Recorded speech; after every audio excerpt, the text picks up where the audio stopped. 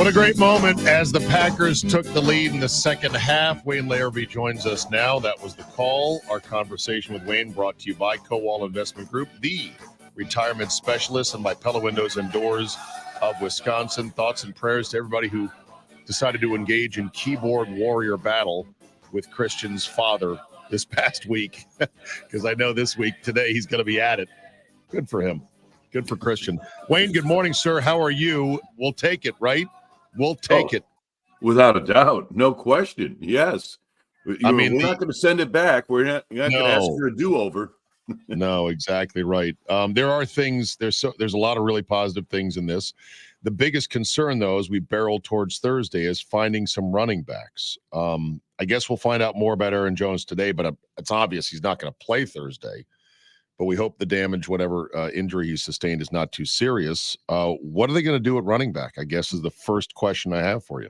Yeah, probably somebody from the practice squad they'll bring up possibly. But, it's kind of a dire situation in that regard. You've got A.J. Dillon, and, I thought he did a nice job yesterday. I know the numbers don't show it, but, he gave them at least some stability at that position and ran the football 14 times. So, they're going and they may have to get a little bit creative. Jaden Reed had some nice runs yesterday. Yeah.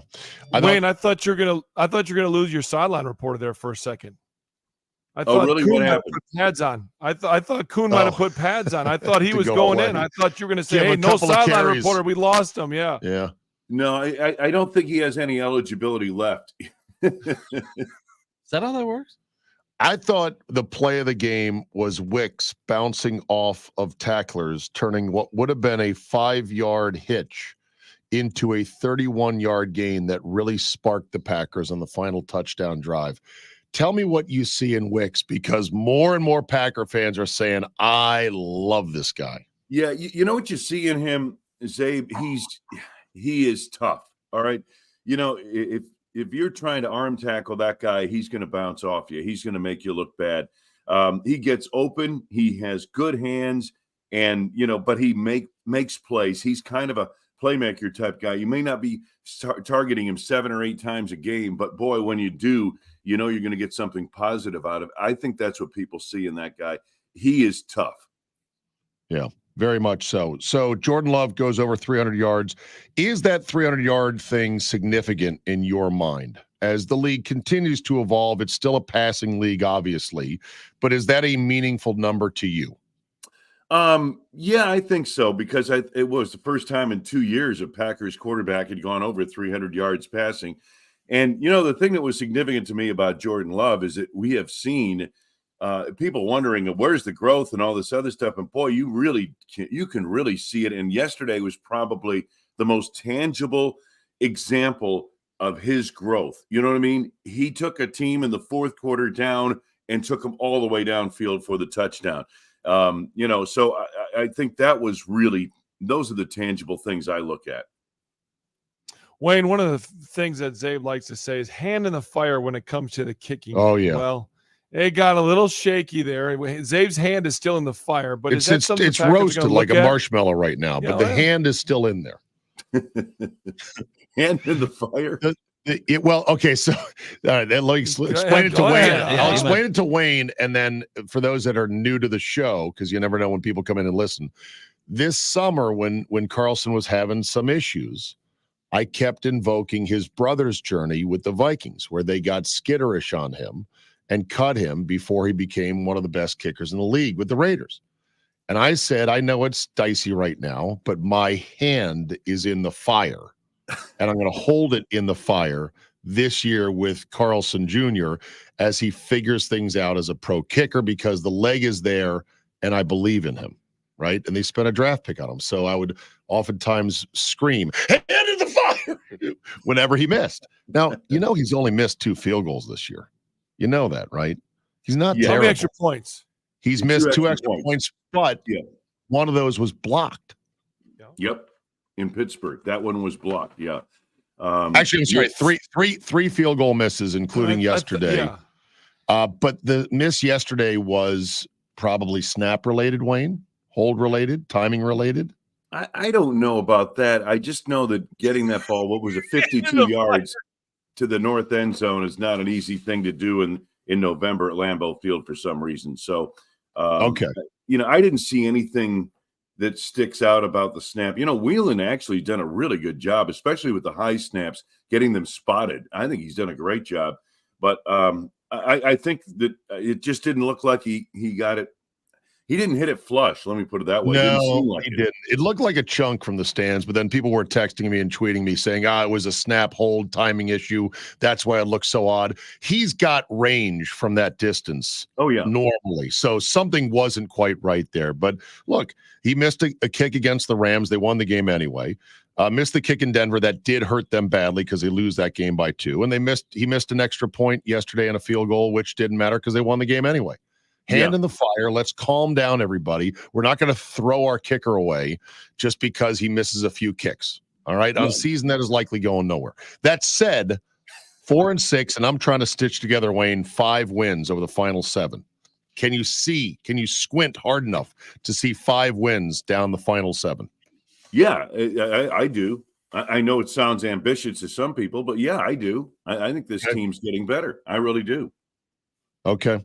I also love the snatch catch by Dobbs. That is coaching textbook, put that on coach's reel. This is how you catch footballs at the highest level, right? No question about it. I mean, it's what everybody talks about in the draft. When they look at a prospect, they say he catches the ball with his hands. He snatches the ball. And that's what Dobbs did on that touchdown. The 5 catches overall, 53 yards, that 24-yard touchdown reception. You could tell he has a nice chemistry with Jordan Love. But he and Jaden Reed are really emerging, I think, right now. And they were trying to, and they kind of got him on track a little bit. And that, of course, is Christian Watson. 4 targets. He caught 2, including an 11-yard touchdown reception. So it was good to see that because he's the big play guy in their arsenal. And even that ill-fated I guess it was a flea flicker. I'll be honest with you guys. The spacing on that play was so bad. I totally blew the call. Didn't know where the ball was because, first off, they had penetration in the line immediately. There was no space in between the back who was flipping back to the quarterback. And then I happened to glance downfield. There's Christian Watson running, a deep over route, and he seemed to be open. And the ball never came out. It was just a total mess on my part. But it was also maybe the worst flea flicker I've ever seen in my life. Yeah, well, that sometimes happens. So Thursday in Detroit, it's the first Thanksgiving Day game for the Packers since 2015. First one in Detroit in a decade. This used to be an every other year kind of a thing. Lions spent a lot emotionally, physically to come back and beat the Bears. What do you rate their chances as 7.5-point dogs on Thursday?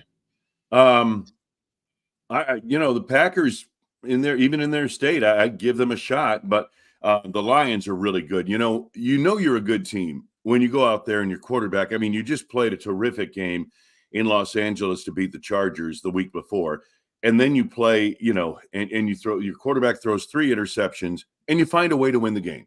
That's what the good teams do. I mean, the Packers did that for years in Green Bay here. So it's going to be tough. I mean, the Lions are a tough matchup for the Packers.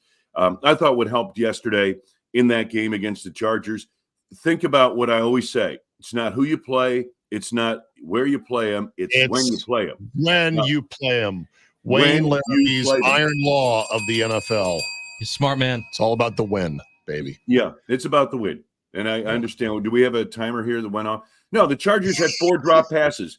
2 of them would have been touchdowns. And you know what? That's a product of were in New Jersey on a Monday night, went home, played the Lions, played the heck out of the Lions, then come to Green Bay. For a noon start, which is like 10 o'clock their time. That helped. Believe me, that helped.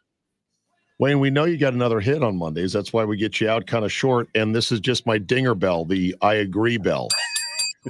It's when you play teams. No alarm going off. Hey, Wayne, that's new to me too. I don't know what that sound was. If it's his agree bell, he doesn't ring it a whole lot with me. So that was a new sound with me. I'm putting a hand in the fire till it burns off, but it's going to be my left hand because I can't go to my left. Oh, Wayne. All right, Wayne. Good to talk to you, buddy. We'll talk next week. All right, you got it, guys. There you go. Wayne Larrivee, everybody. Voice